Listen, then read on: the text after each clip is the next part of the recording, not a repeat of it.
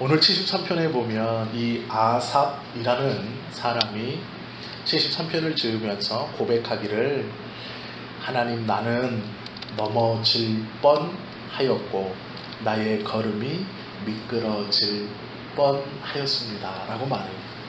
어떻게 보면 넘어진 것이 미끄러졌어요. 왜 그러냐면 의심하는 것부터가 이미 넘어진 겁니다. 예수님께서 뭐라 그러시냐면 형제를 보고 바보라고 라가라고 이게 모욕하는 겁니다. 한 어머니의 뱃속에서 나온 형제를 네가 낮추는 그 순간 너도 그 죄에서, 즉 이런 겁니다. 한 어머니의 뱃속에서 나온 너의 형제를 네가 무시하는 그 순간 너도 동일한 무시를 당할 것이다 라고 말씀하신 게 있어요.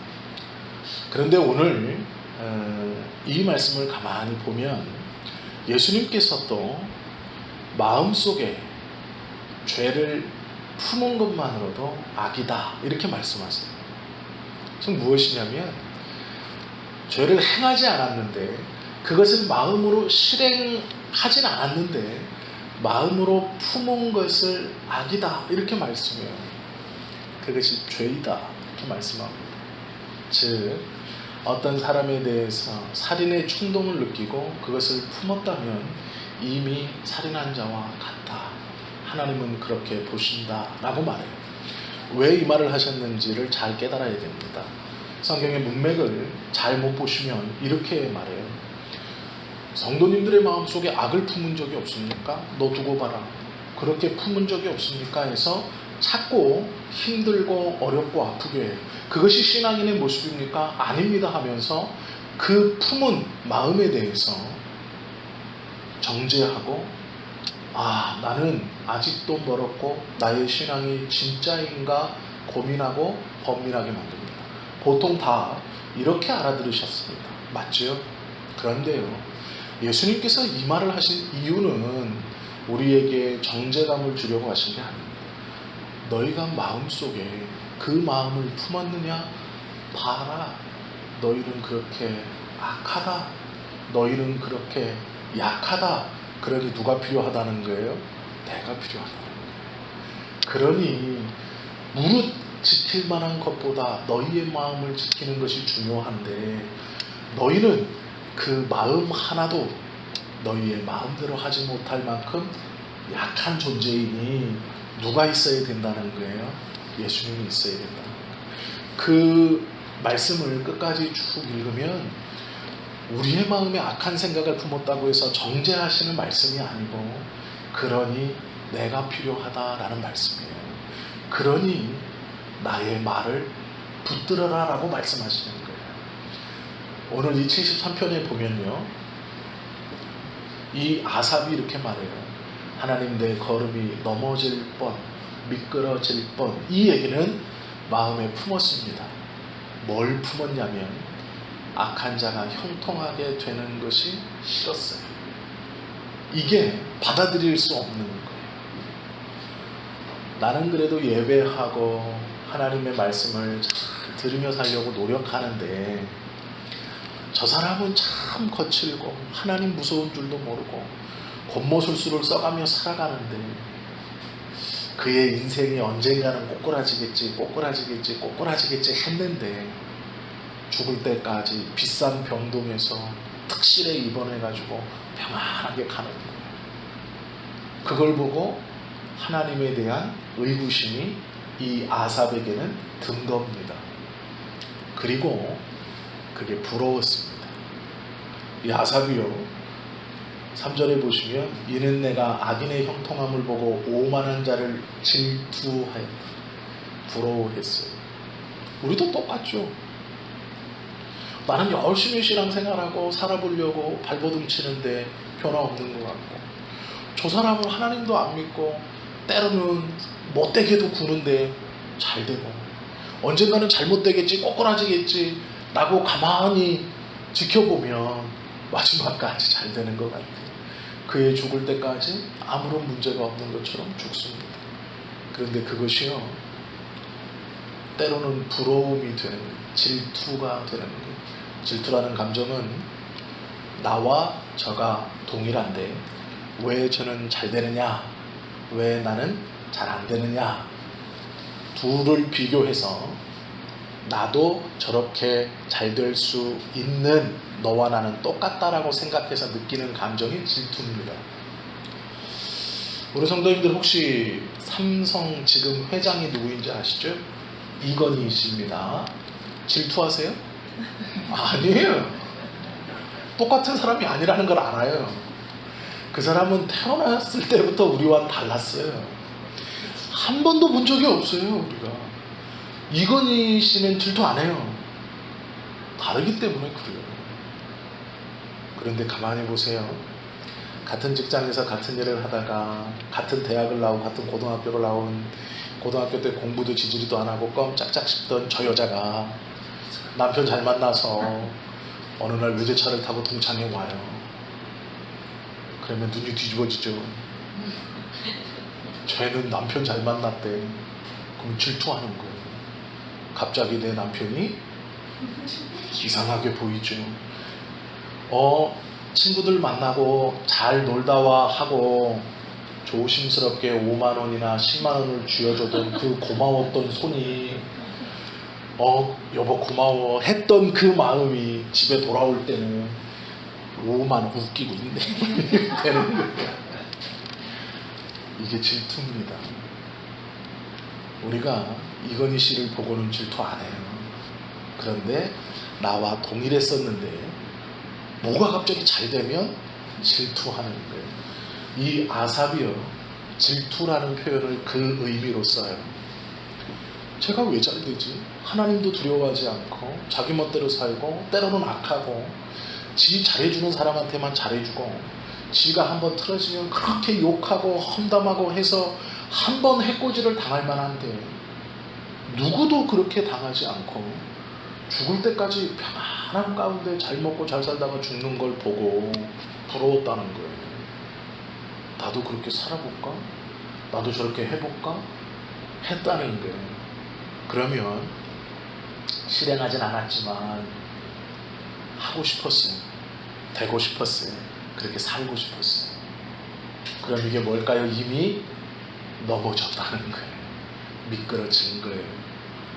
마음에 품은 것뿐만 아니라 그게 부러웠어요. 작은 교회를 섬기시는 분들, 특별히 목회자도 마찬가지입니다. 큰 교회에 가고 싶죠. 시설도 좋고 대우도 다르고. 그런데 잘 기억해야 돼요. 하나님이요, 그냥 이건 그릇의 문제가 아니고 하나님께서 개인적으로 나에게 말씀으로 어떻게 인도해 가시는가를 모르면 그냥 그게 부러운 거예요.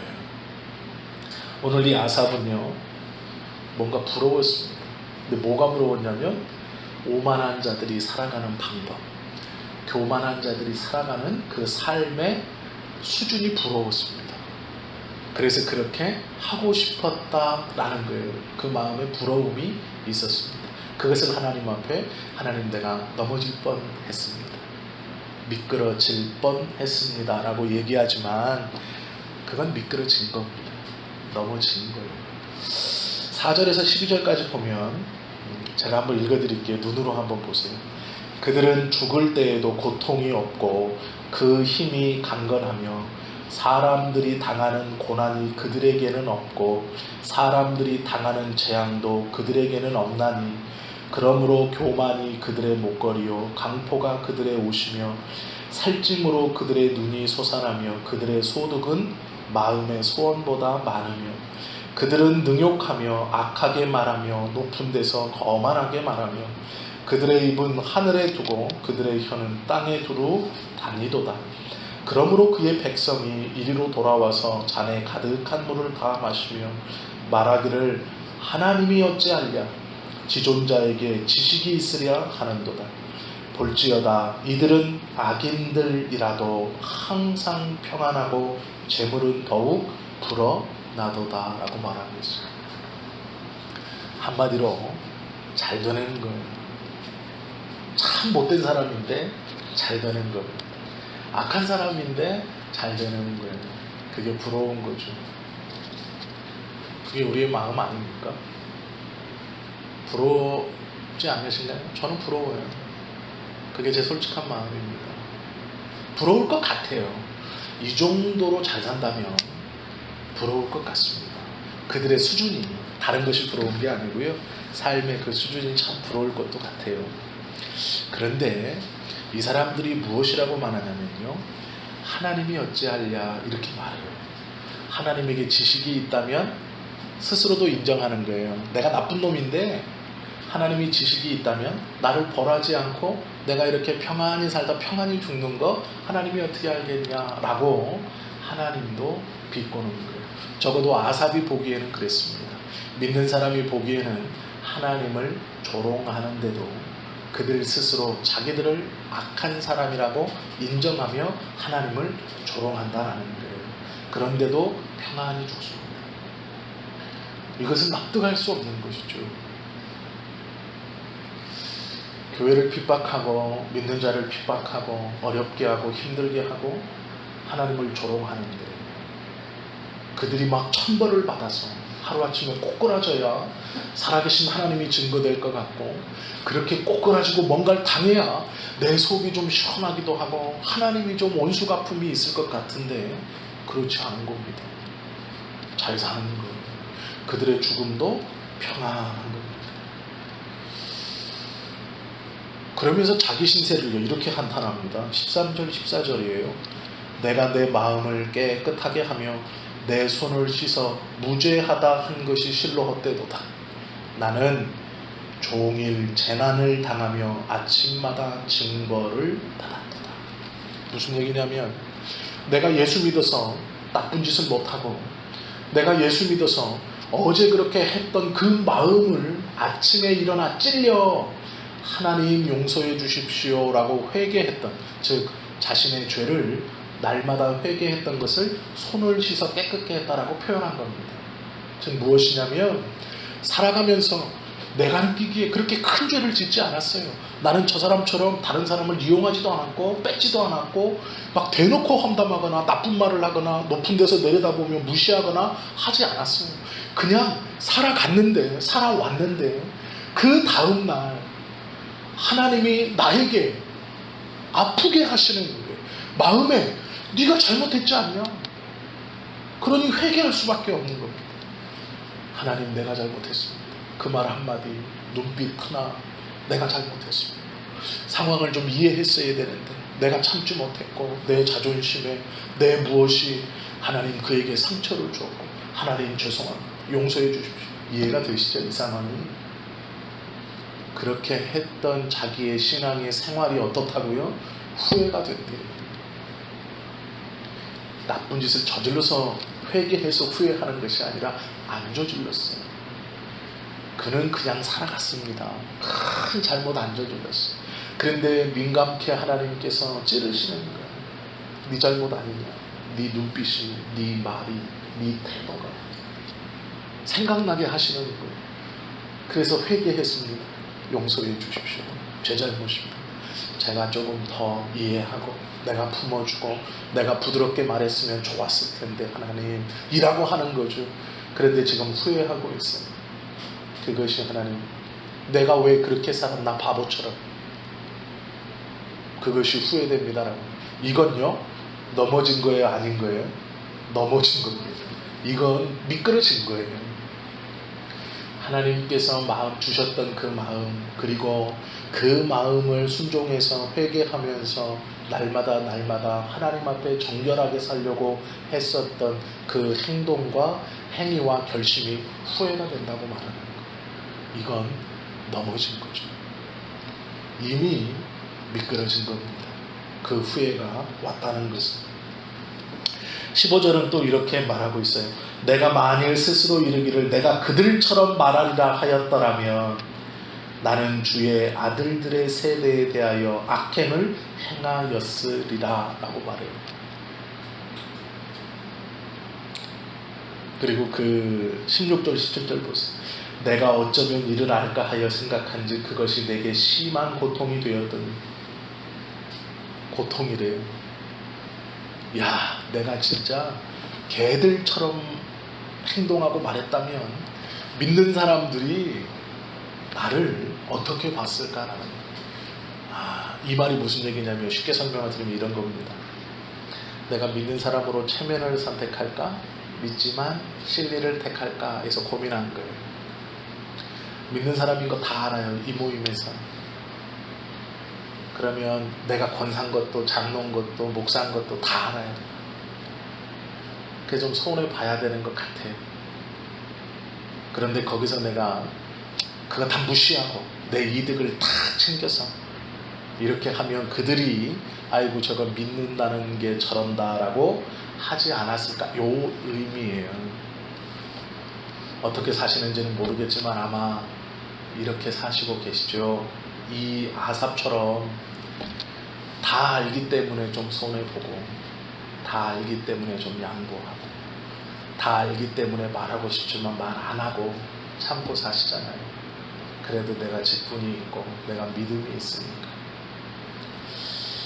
이렇게 고민했던 아삽이요, 이 다음 구절이 참 중요한 구절이에요. 17절 함께 읽습니다. 하나님의 성소에 들어갈 때야 그들의 종말을 내가 깨달았나이다. 어디서 깨달았대요? 성소에 들어가요.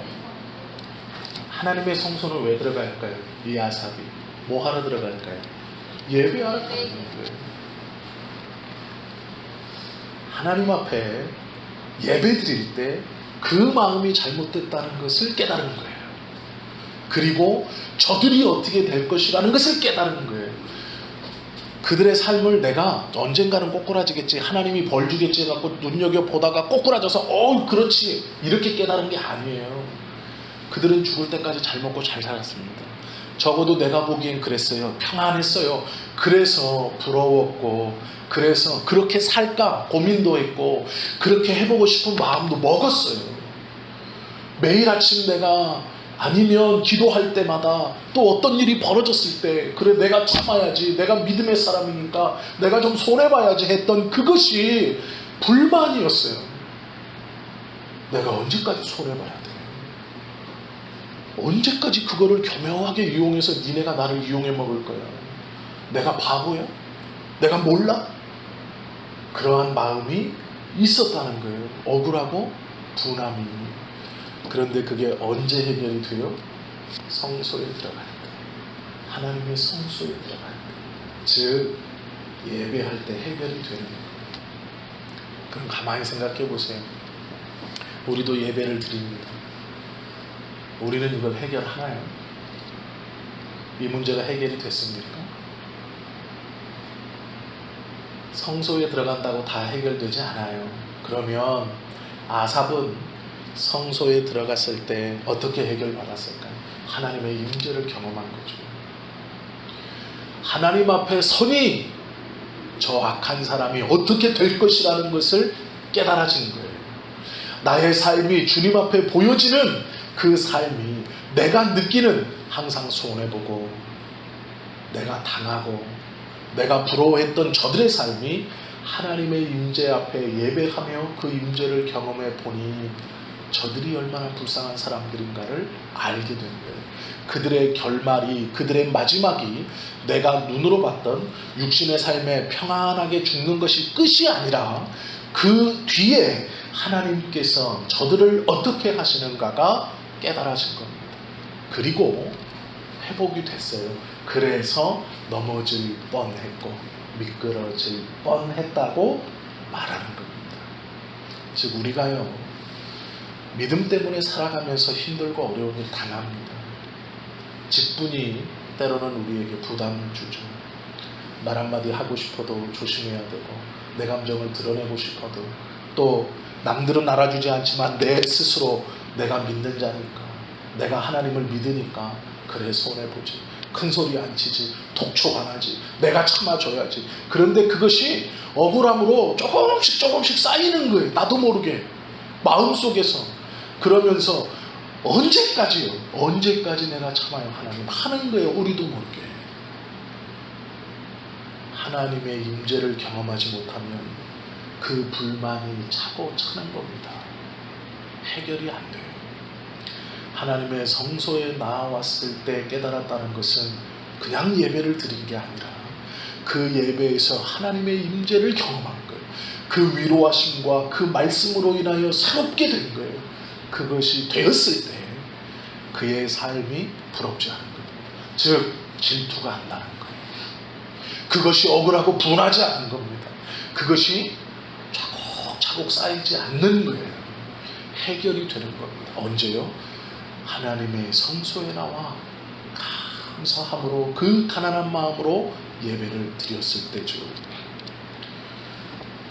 이 놀라운 위로가요, 이 놀라운 회복이, 이 깨달음이 집에서 컴퓨터를 틀어놓고 예배 드린다고 이게 될까요?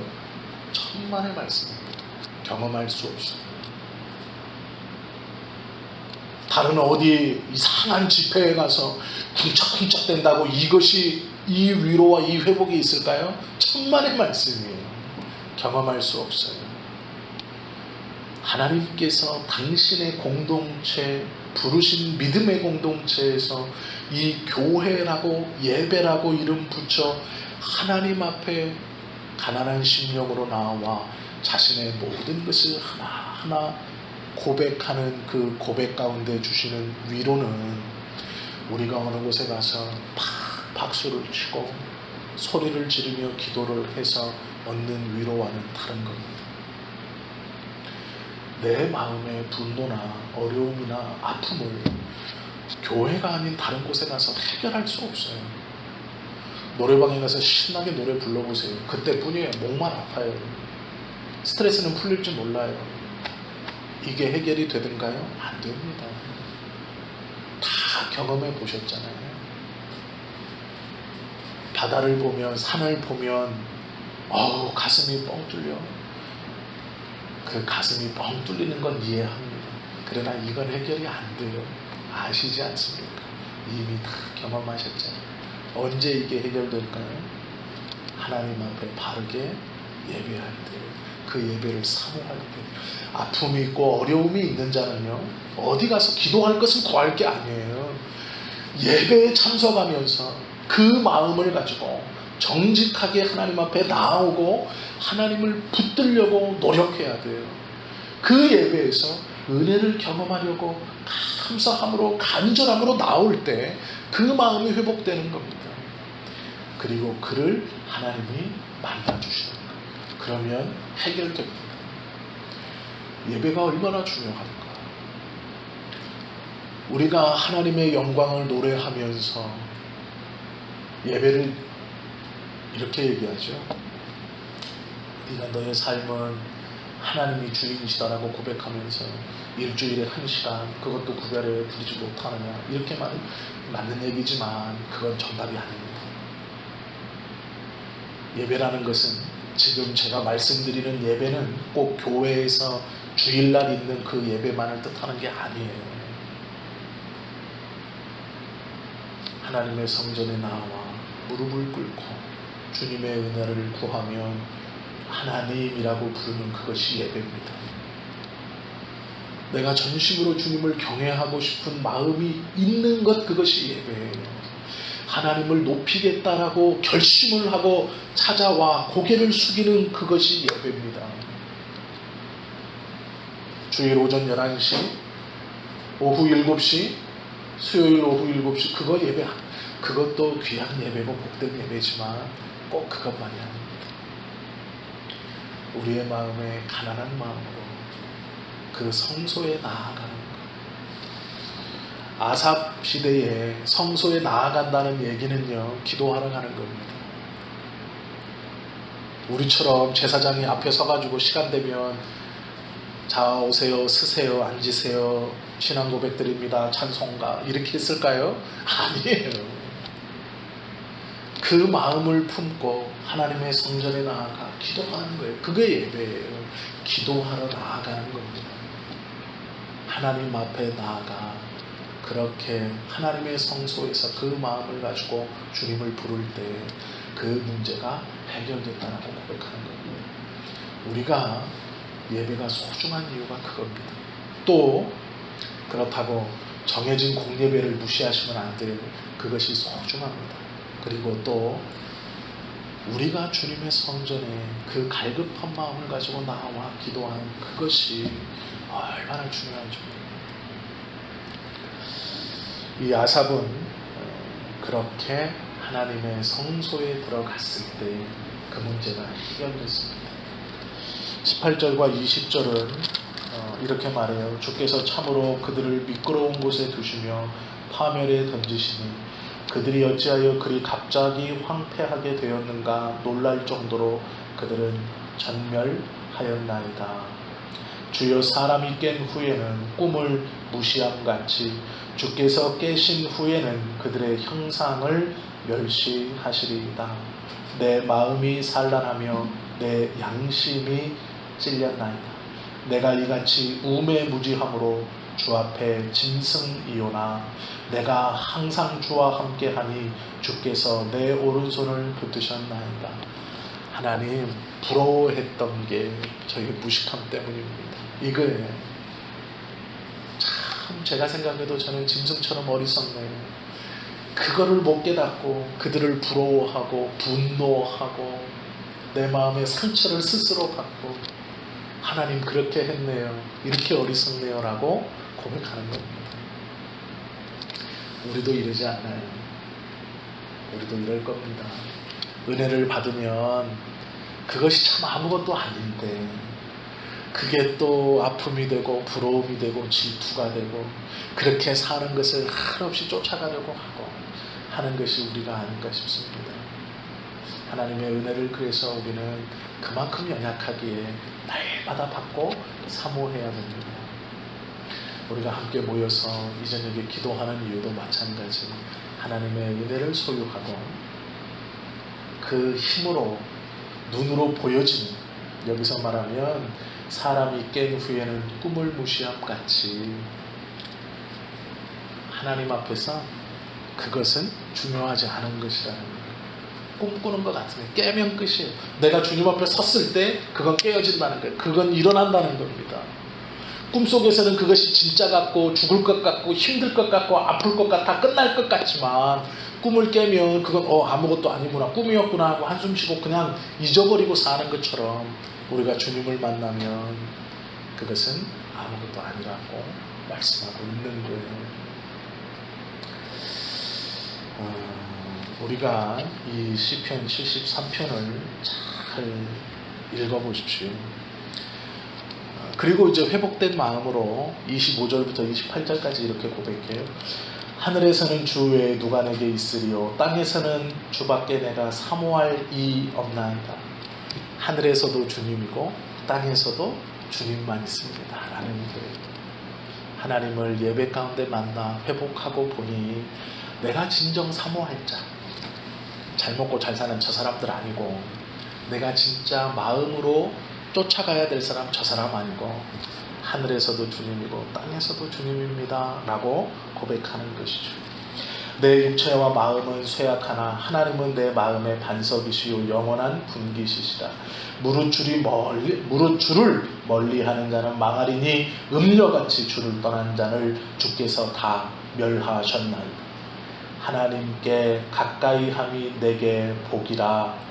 내가 주 여호와를 나의 피난처로 삼아 주의 모든 행적을 전파하리이다. 이게 얼마나 놀라운 고백입니까? 내가 주님을 만나서 저들처럼 형통하게 되고 부자 되고 잘 먹고 잘 살아서 내가 복입니다 아니에요. 주님을 예배에 만나는 것, 그것이 복입니다 라고 고백하고 있고 내가 여호와를 피난처로 삼고 주님의 모든 행적을 전파하는 것이 복입니다 라고 고백하는 거예요. 저들처럼 되어서 복이 아니고요. 하나님 만나면 부자 돼서 복 받는다 아닙니다. 물론 그럴 수 있습니다. 그런데 진짜 복은 그게 아닙니다. 하나님을 만나고 가까이 하는 것, 그리고 진짜 복 받은 사람이 하는 일은 주님을 전파하는 거예요. 왜요? 내가 하나님을 만나보니 내가 남에게 전해줄 것은 돈을 많이 벌어서 이만큼 주는 게 아니고요. 그 하나님을 전하는 것, 그것이 가장 좋은 것이라는 것을 알게 되는 거죠. 하나님께 복받은 사람은 주님의 은혜와 주님의 뜻과 주님의 말씀을 전하는 사람이 하나님께 가장 복받은 사람이에요. 우리의 입술로 주님의 뜻을 전한다면 그가 가장 복받은 사람이에요. 성도님들이 또 제가 주님의 말씀을 잘 전함이 복이에요. 그게 복받은 사람입니다. 성경은요, 그걸 잘하는 사람에게 나머지 것도 우리가 이미 있어야 할 것과 쓸 것을 하나님이 아신다고 해요. 그것을 잘하면 따라오게 되어 있는 겁니다. 그런데 우리는 이것을 받기 위해서 이것을 잘하려고 하면 안 돼요. 그냥 이것을 잘하면 이것은 따라오게 돼 있어요. 회복되는 거기 때문에 그렇습니다. 부자가 되는 것은 은사도 아니고 달란트도 아니에요. 조금 편하게 살고 조금 불편하게 사는 차이이지만 그것이 그렇게 우리의 삶에 중요한 것은 아닙니다. 예수 믿고 부자 돼야 된다면 예수님이 제일 큰 부자가 됐었어야죠. 예수님 본인인데 12명의 제자들이 제일 큰 부자가 됐었어야죠. 그런데 예수님께서 참으로 별로 받고 싶지 않은 얘기, 두벌 옷도 가지지 마라, 신발 2개도 갈 거 없다, 그냥 맨몸으로 가라는 거예요. 예수 믿는 자는 말씀을 전하러 맨몸으로 가라, 신발 2개도 들고 가지 말고 옷 2벌 싸가지 말고 입은 것 신은 것 그냥 가라, 내가 먹이겠다라고 말씀하세요. 우리의 삶이 그러면 족한 것이죠. 왜 힘들고 왜 어렵고 왜 아픈가요? 2개도 없는데 예수님도 못 믿어서 아픈 겁니다. 신발 2개 준비 못했는데 예수님이 안 먹이시는 것 같으니까 아프고 서럽고 힘든 겁니다. 예수님이 먹이신대요. 하나님이 무엇이 있어야 될 건지를 알고 계신답니다.